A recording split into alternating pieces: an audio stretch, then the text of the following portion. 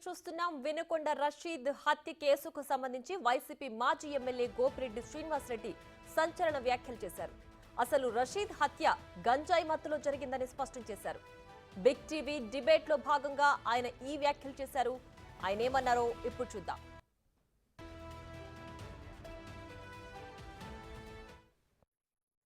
ఇద్దరు wine shop లో పనిచేస్తూ ఉంటారు. ఒకే వైన్ షాప్ లో ఆ కుర్రవాడిని చంపాలని వచ్చాడు. ఆ కుర్రవాడు దొరకకపోతే ఇతను దాంట్లో చంపేశాడు.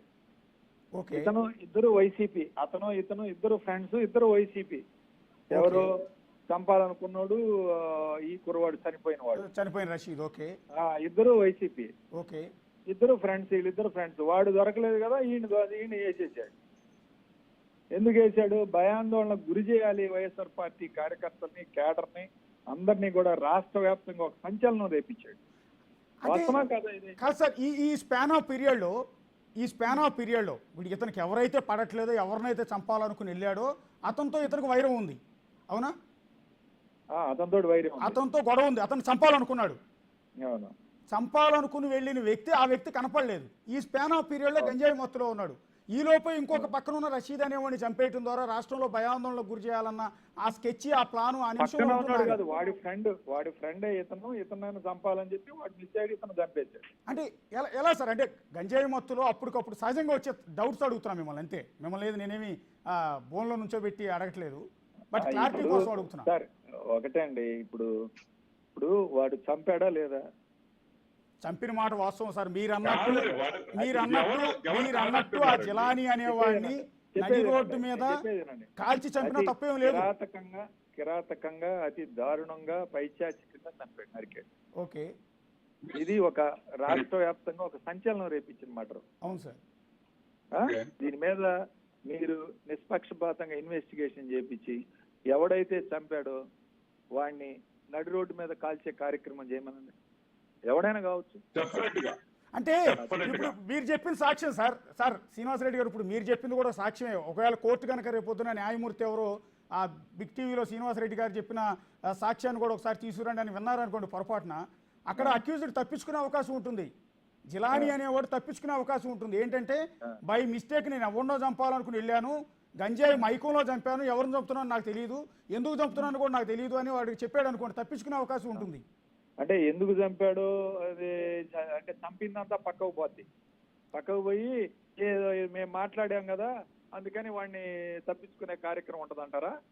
వాడు తెలియగలడైతే అదే జరుగుతుంది కదా అంటున్నా. అదే జరిగితే ఓకే, సరేనండి. అయితే కోర్టులో చూద్దాంలేండి సార్. ఎందుకు?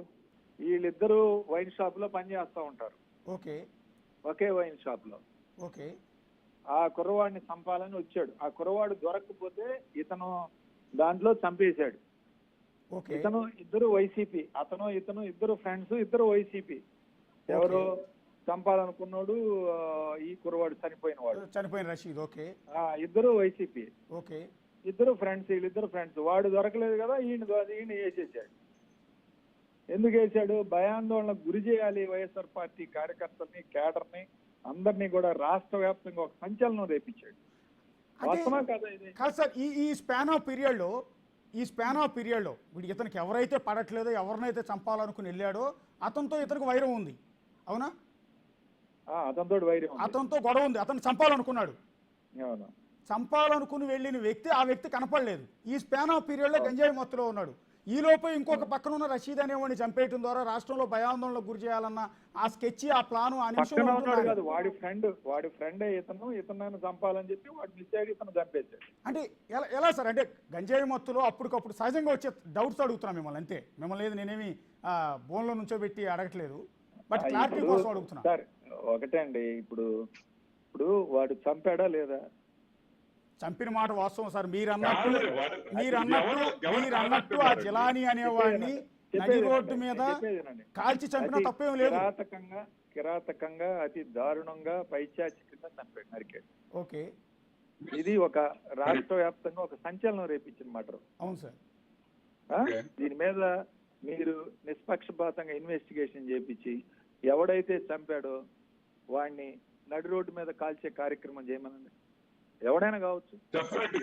అంటే ఇప్పుడు మీరు చెప్పిన సాక్ష్యం సార్ శ్రీనివాసరెడ్డి గారు, ఇప్పుడు మీరు చెప్పింది కూడా సాక్ష్యమే. ఒకవేళ కోర్టు కనుక రేపొద్దున న్యాయమూర్తి ఎవరో ఆ బిగ్ టీవీలో శ్రీనివాసరెడ్డి గారు చెప్పిన సాక్ష్యాన్ని కూడా ఒకసారి తీసుకురండి అని విన్నారనుకోండి పొరపాటున, అక్కడ అక్యూజ్డ్ తప్పించుకునే అవకాశం ఉంటుంది.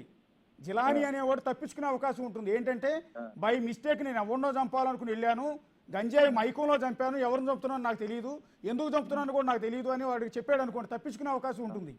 అంటే ఎందుకు చంపాడు అది అంటే చంపిందంతా పక్కకు పోద్ది, పక్కకు పోయి ఏదో మేము మాట్లాడాం కదా అందుకని వాడిని తప్పించుకునే కార్యక్రమం ఉంటుంది అంటారా? వాడు తెలియగలడైతే అదే జరుగుతుంది కదా అంటున్నా. అదే జరిగింది. ఓకే, సరేనండి, అయితే కోర్టులో చూద్దాంలేండి సార్.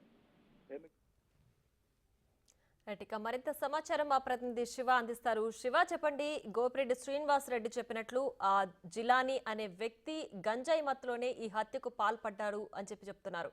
సో వాళ్ళిద్దరు కూడా ఒకే పార్టీకి చెందిన వాళ్ళు అంటున్నారు. అలాగే ఆయన ఎవరైతే చంపడానికి వచ్చారో ఆయన ఏ పార్టీ, అసలు ఇదంతా ఏంటి, ఇప్పుడు ఎలా చూడాలంటారు దీన్ని? మొత్తంగా చూసుకుంటే ఏదైతే వినుకొండలో జరిగిన హత్య కేసుకు సంబంధించి పూర్తి స్థాయిలో మొదటి నుంచి కూడా పోలీసులు ఇందులో రాజకీయ కోణం లేదని చెప్తా ఉన్నారు. తాజాగా వైఎస్ఆర్సీపీ అధినేత మాజీ ముఖ్యమంత్రి జగన్మోహన్ రెడ్డి ఈ రోజు అక్కడ పర్యటన చేశారు. స్వయంగా బాధిత కుటుంబాన్ని పరామర్శించారు.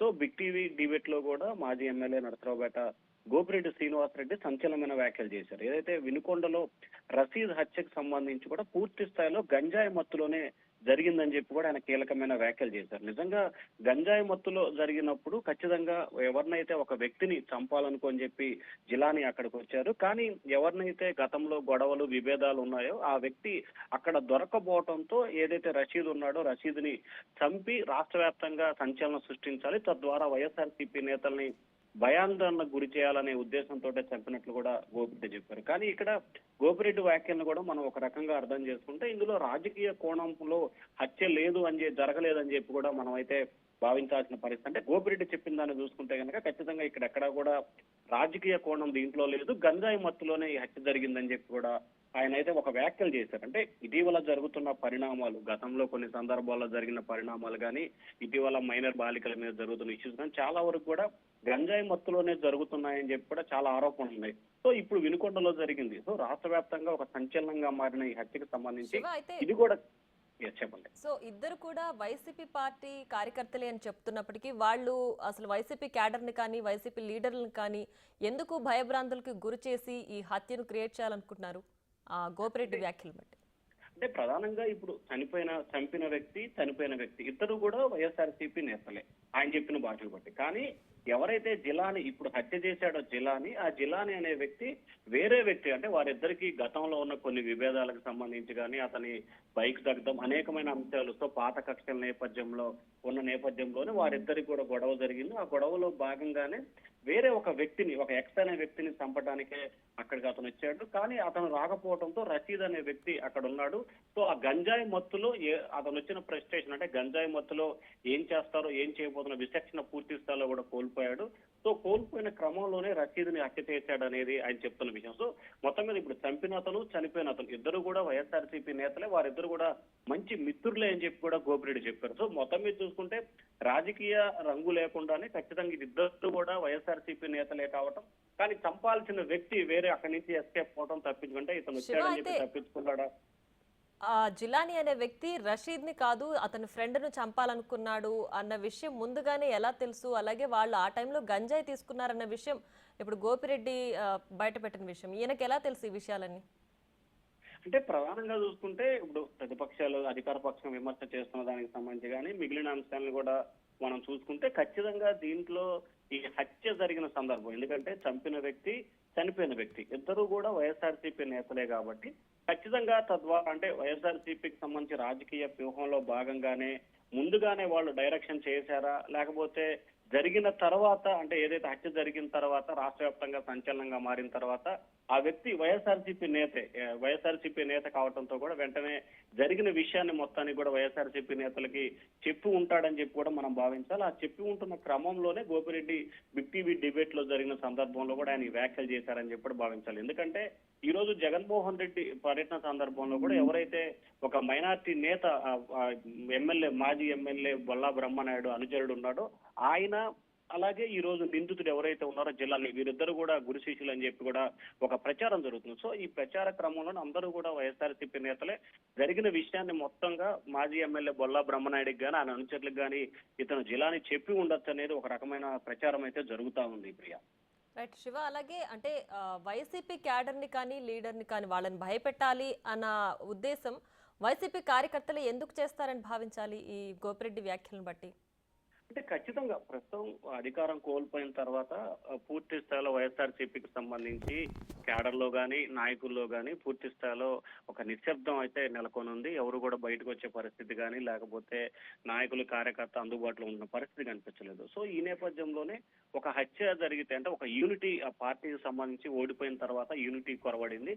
సో యూనిటీ కొరవడింది కాబట్టి యూనిటీని తీసుకొచ్చే దానిలో భాగంగానే ఈ రకంగా వ్యవహరించుంటారని చెప్పి కూడా భావించాలి. ఎందుకంటే ఎన్నికల్లో ఓటమి తర్వాత జరిగిన పరిణామాల సందర్భంగాని కాకపోతే జరుగుతున్న పరిణామాల్లో కూడా ఎక్కడా కూడా వైఎస్ఆర్సీపీ నేతలు భారీ స్థాయిలో అంటే గతంలో మాదిరిగా చేసిన కార్యక్రమాలు కూడా ఏమీ లేవు. కానీ ఇటు ప్రస్తుతం రానున్న స్థానిక సంస్థల ఎన్నికల విషయంలో కానీ లేకపోతే భవిష్యత్తులో అధికార పక్షంపై పోరాటానికి కావాల్సిన విషయానికి సంబంధించి కానీ సో ఒక యూనిటీ అంటే క్యాడర్ ని తిరిగి పునరుద్ధరణ తీసుకొచ్చేదా భాగంగానే ఈ రకంగా వైఎస్ఆర్సీపీ నేతలు చేసి ఉంటారు లేకపోతే ఈ రకంగా డైరెక్షన్ చేసుంటారు అనేది కొంత రాజకీయ విశ్లేషకులు అయితే ఒక అభిప్రాయాన్ని అయితే వ్యక్తం చేస్తా ఉన్నారు ప్రియా. రైట్ శివ, అలా అయితే ఇప్పుడు రషీద్ కాకుండా ఇంకొక వ్యక్తి చనిపోవాల్సి ఉంది కదా, సో ఆయన పేరేంటి? ఆయన ఇప్పుడు ప్రస్తుతం పరారీలో ఉన్నారా? అంటే ప్రస్తుతానికి ఈ అంశానికి సంబంధించి ఏదైతే వాస్తవానికి ఎవరినైతే ఇతను చంపాలనుకుని వచ్చాడో అసలు అతను ఎవరు ఏంటి అనే దానికి సంబంధించి కూడా ఇటు పోలీసులకు కానీ లేకపోతే అక్కడ జరిగినప్పుడు ఉన్న వ్యక్తులకు కానీ లేకపోతే ఎవరికి కూడా తెలియదు. కానీ అసలు అతను ఎవరిని చంపాలనుకుంటున్నాడు ఏంటనేది ఖచ్చితంగా అది వినుకొండ నియోజకవర్గానికి సంబంధించిన వైఎస్ఆర్సీపీ నేతలు ఖచ్చితంగా తెలుసుంటుందనేది కూడా ప్రధానంగా చర్చ అయితే కొనసాగుతా ఉంది. సో ఆ వ్యక్తి ఎవరు ఏంటనేది కూడా ప్రస్తుతం ఆ పార్టీ నేతలు చెప్పాల్సిన పరిస్థితి అయితే కనిపిస్తా ఉంది Priya. Right Shiva, thanks for the update.